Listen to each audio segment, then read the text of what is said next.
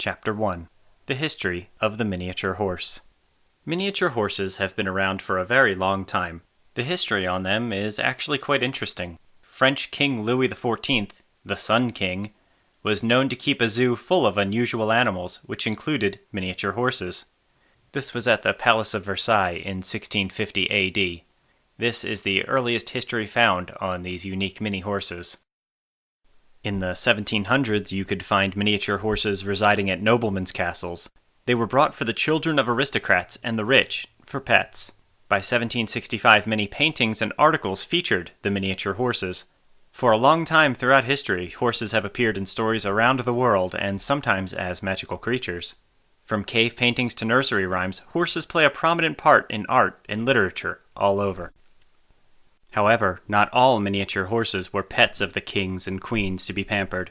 Some were used for work purposes or coal mine horses in the English Midlands, Wales, and Northern Europe. They were referred to as pit ponies. Horses have been featured throughout our history, mainly as transport for knights and soldiers, but also during times of war. These horses have been used for that with carriages as well.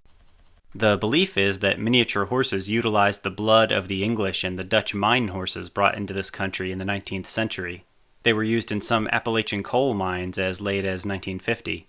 They also have the blood of the Shetland pony as well, several of which appear in the bloodlines of some of the miniatures today. The miniature horse is the result of nearly 400 years of selective breeding. Small horses were always present in the courts of Europe, where they were a popular pet for people to see. They also played a role in traveling circuses, where they gained a reputation for being enthusiastic performers. In the past few decades, the miniature horses have been imported from many countries, including England, West Germany, Belgium, and Holland, while others have been selectively breeding down larger breeds of horses in search of the perfect mini. Throughout the miniature horses past, the breed has been bred for many reasons. They were bred for research, novelty, pets, monetary gain, mining work, exhibition, and also royal gifts. At the turn of the 20th century, many distinct smaller horse breeds came about. These breeds are what made up the horse breeds, and then miniature horses were brought into the picture in the United States of America. They were the smallest horse breed possible. They were also a sized-down breed of the full-sized horse breed. There are two registries in the United States for this miniature horse breed, the American Miniature Horse Association, AMHA, and the American Miniature Horse Registry, AMHR. The AMHA was founded in July of 1978 and was interested in dedicating their time to establishing the miniature horse as a distinct breed of horse. In 1978, the American Miniature Horse Association, AMHA, officially established the miniature horse as a separate breed. There are a lot of United States miniature horse registries and others worldwide, but the AMHA is credited with establishing the American miniature horse as a separate breed.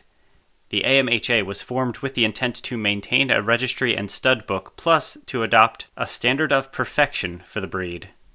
Today, they are considered the world's largest miniature horse registry, with nearly 140,000 registered horses in 30 countries and provinces around the world. The AMHA suggests that, if a person were to see a picture of a miniature horse with no references whatsoever, it would be identical in proportion, conformation, and character-wise to a full-size horse. Also, according to the AMHR, a miniature horse should be a small, sound, well-balanced horse, and should give the impression of strength, agility, and alertness. A miniature horse should be eager and friendly, but not skittish in disposition.